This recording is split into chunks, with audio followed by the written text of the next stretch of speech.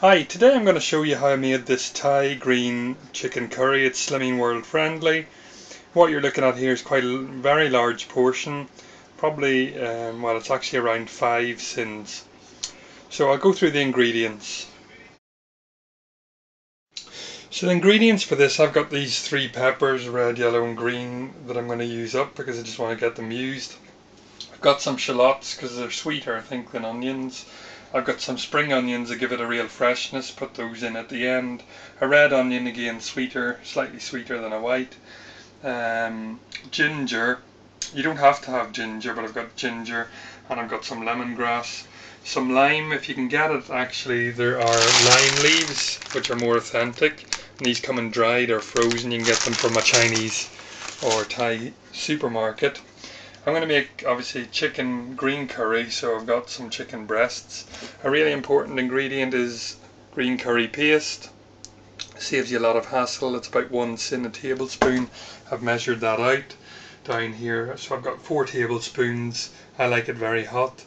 There's also this Thai basil. So you can get this again in Thai superstores, and it adds a real aniseedy flavour. It's not essential again, but it does add to the flavour. Some garlic, which I'm going to press. Coconut milk. It doesn't say light on this coconut milk, but when you compare the fat, calories, etc. with a light coconut milk, it's a lot less. It was a cheap one. So that's about 15 Syns. I mean, the light coconut milk's about 17, but this is about 15 in my estimations because it's less fat and calories.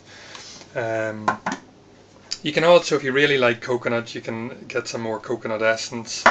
If you don't have the lime leaves, you can grate fresh limes, and that's what I'm going to do, is grate and juice the lime. I've chopped some potatoes up already, so peeled and chopped some potatoes into cubes. And fish sauce, it smells like the devil's aftershave. So it really doesn't smell very nice, but it certainly adds to the nice flavour that you get with Thai food. And you should be using Thai palm sugar, which comes in tubs or little sort of round mounds, sort of lumps. And it's really, really nice. It smells like candy floss. But obviously, if you want to keep your Syns down, I'm going to go with Splenda, which I've found works really well. So I think that's all the main ingredients. I'm just going to prepare them and then I'll come back and show you how I've made it. So what I've done, rough chopped the peppers.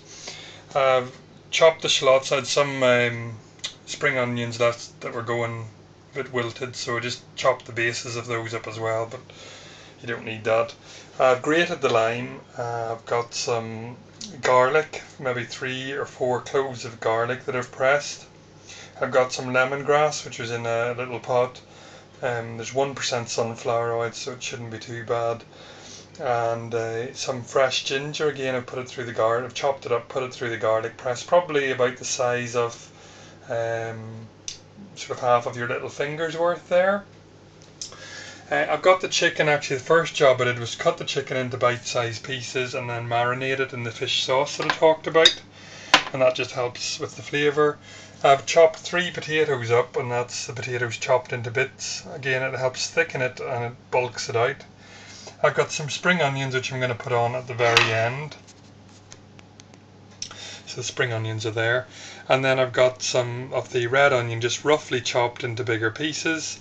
I've opened the tin of coconut milk, and don't shake it, because what you'll notice at the top, there's sort of this thick creamy layer here, and it's on the lid as well. I'm going to use that to actually fry the paste initially. And the grated lime I've cut in half, and we'll use some of that later. So what I'm going to do now is just take some of this coconut milk off and start frying the curry paste. So I'll just be back in a moment. So what I'm doing now is just frying the green curry paste for a bit, and that helps just release the flavours of it. So apparently someone who's into Thai food in a big way told me this. Cook your curry paste a bit first to help release the flavour. So I'm just frying it in a bit of that coconut cream that was off the top of the pan. So just fry that for a couple of minutes, and then I'll be back in less than a minute. So I've fried that for about another minute. What I'm going to do now is add in the red onions. I'm also going to add in the shallots, and I had some spring onions, the bases of them that I talked about. I'm just going to fry that for probably another 3 or 4 minutes now. So I've been frying the onions and shallots probably actually closer to 5 minutes. What I'm going to do now is add in the lime peel, the ginger, garlic and lemongrass. So put that in.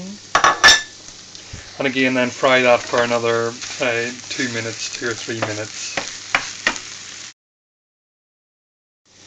So now I'm just adding the peppers just to give them a quick fry. So just adding the peppers. Again, probably frying for another 2 or 3 minutes. So now that's been cooking for, again, 3 or 4, 5 minutes. I've got the can of coconut milk, so I'm just going to pour that in. I'm also going to add 1 can of water, so I'll just add that.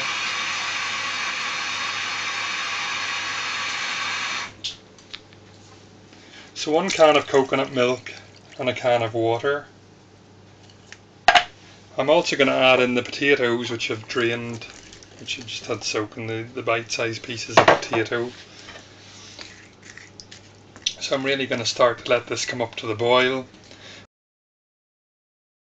So I've boiled the potatoes until they're nearly cooked, and what I'm going to do then is add the chicken that's been marinating and cook it through. I've also put some rice on as well, which you can freeze. So I'll just add the chicken and come back when it's cooked and show you what it looks like. So we're nearly there. What I've done is added 6 heaped teaspoons for this amount of food. I've added 6 heaped teaspoons of Splenda. I've put in the juice of the lime that we grated. I've put in the juice of half the lime. And it's not essential, but if you can get these Thai basil leaves that smell like aniseed, put them in at the very end. They're quite delicate, so it's just to give a flavour right at the end. So that really completes the dish. I'll serve it up and let you see what it looks like. So here we've got the finished article.